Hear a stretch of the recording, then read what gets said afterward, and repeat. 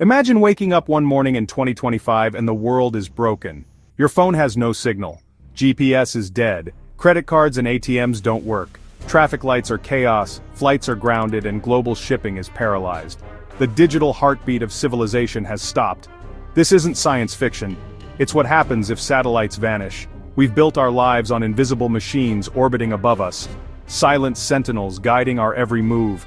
Their signals power our journeys, our transactions, our connections. But what if those signals disappeared? In this scenario, it's not aliens or nature, it's a deliberate attack. An adversary has targeted the satellites that form the nervous system of the modern world. One strike in space and life on Earth unravels. The next global conflict may not start with tanks or missiles, but with a silent loss of signal. Our society is wrapped in a fragile electronic web.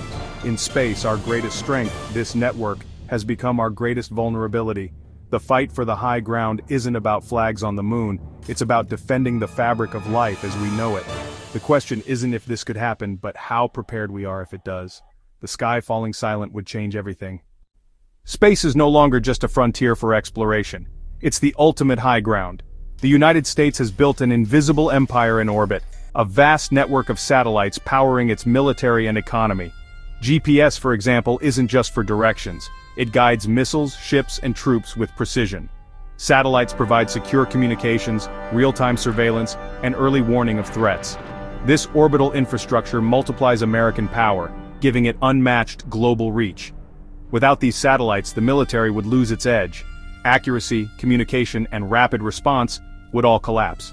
Space dominance is now the central pillar of U.S. military operations. But it's not just about defense. These satellites underpin trillions in economic activity, from logistics to finance to agriculture. America's leadership in space has translated into leadership on Earth. Yet, every empire attracts challengers.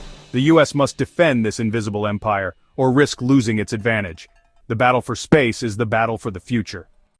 Every superpower has a weakness. For the U.S., it's the satellites above us. Our reliance on space is our greatest vulnerability. Most satellites are large, expensive, and follow predictable paths, making them easy targets. Many were built when space was peaceful, not for defense. If a key satellite is destroyed, the impact is immediate.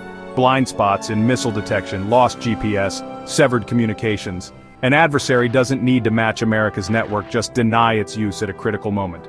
By disabling a handful of satellites, a rival could neutralize America's technological edge.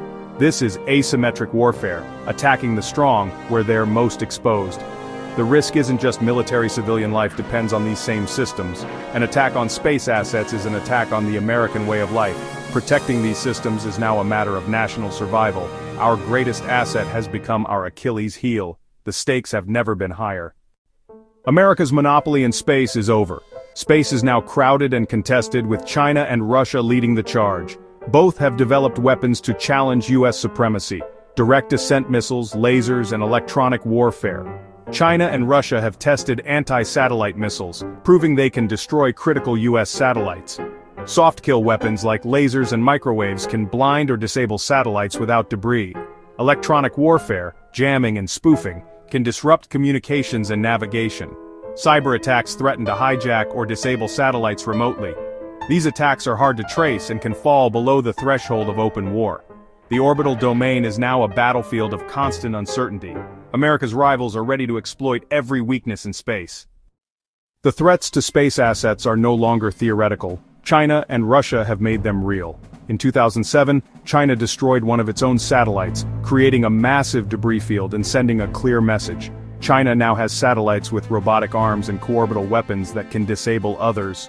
Russia followed suit, testing its own anti-satellite missile in 2021, endangering the International Space Station.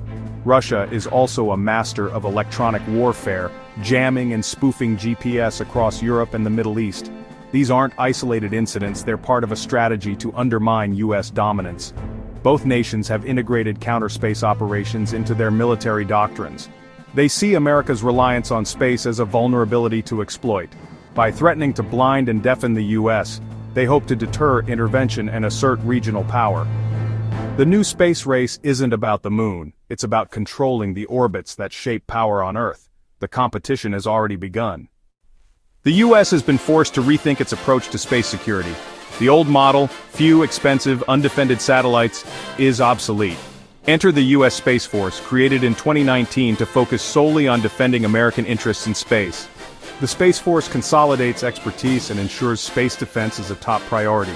Technological upgrades are underway, satellites with better maneuverability, shielding and secure communications. Space domain awareness networks now track objects and threats in orbit with unprecedented accuracy. The biggest shift is philosophical, from a few big targets to many small, resilient satellites. Proliferated constellations mean the loss of one doesn't cripple the system. This distributed approach makes attacks less effective and less tempting. The goal, a shield that's not just strong but flexible and redundant. America is preparing to fight for space, and win. Building a resilient space defense is too big for government alone. The private sector, led by companies like SpaceX, has revolutionized access to orbit. Cheaper, frequent launches make vast constellations of satellites possible. The Pentagon is partnering with industry to build the proliferated warfighter space architecture, hundreds, then thousands of small satellites. This hybrid network, part military, part commercial, is harder to attack and easier to replenish. The Space Development Agency is leading the charge, contracting with diverse partners for rapid innovation. This public-private alliance is America's unique advantage. It complicates any adversary's attack plan. How do you target a network spread across companies and missions? By embracing commercial dynamism, the U.S. is building a deeper, more resilient foundation for security and prosperity. The fight for the ultimate high ground is on, and America's new alliance for the stars may decide the outcome.